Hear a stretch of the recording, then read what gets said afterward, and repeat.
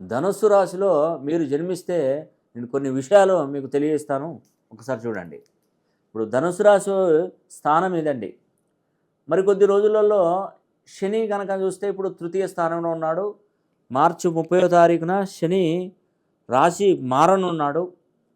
2.5 సంవత్సరాలు శని కుంభరాశిలో ఉన్న తర్వాత ఈ నెల చివరిన ఉగాది పర్వదినమున మరి ఈ యొక్క మీనరాశిలోకి వెళ్ళిపోతున్నాడు శని.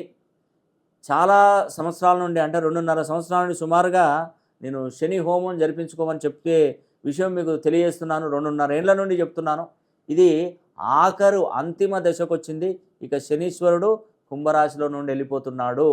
మార్చి 30వ తారీఖున వెళ్ళిపోతున్నాడు. 28వ తారీఖున నేను శని హోమం జరిపిస్తున్నాను.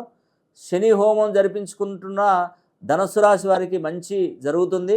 మరి ధనుస్సు రాశి వారు మీరు భూ ప్రపంచంలో ఎక్కడున్నా ఒక్కసారి శని హోమం జరిపించుకోండి. అది ఆఖరు తేదీ మార్చి 28వ తారీఖున శని హోమం చేస్తున్నాను. మీ పేరు గోత్రనామాలు మన ఆఫీస్ నంబర్లకి కాల్ చేయండి. కింద స్క్రోల్ అవుతున్న నంబర్ కాల్ చేసి నేరుగా మీ మొత్తం కూడా మీ పేరు గోత్రం పంపిస్తే శని హోమం జరిపించి ఆ వీడియో పంపిస్తాను. శని కంకణం కూడా అందజేస్తాను. ఈ అవకాశాన్ని సద్వినియోగం చేసుకోండి. ఇక్కడ మిస్ చేసుకుంటే మళ్ళీ 30 సంవత్సరాలు వరకు కూడా ఇలాంటి టైం రాదు. శని కుంభరాశిలో ఉన్నప్పుడు మాత్రమే శని హోమం. నేను 2.5 సంవత్సరాల నుండి చెప్తున్నాను.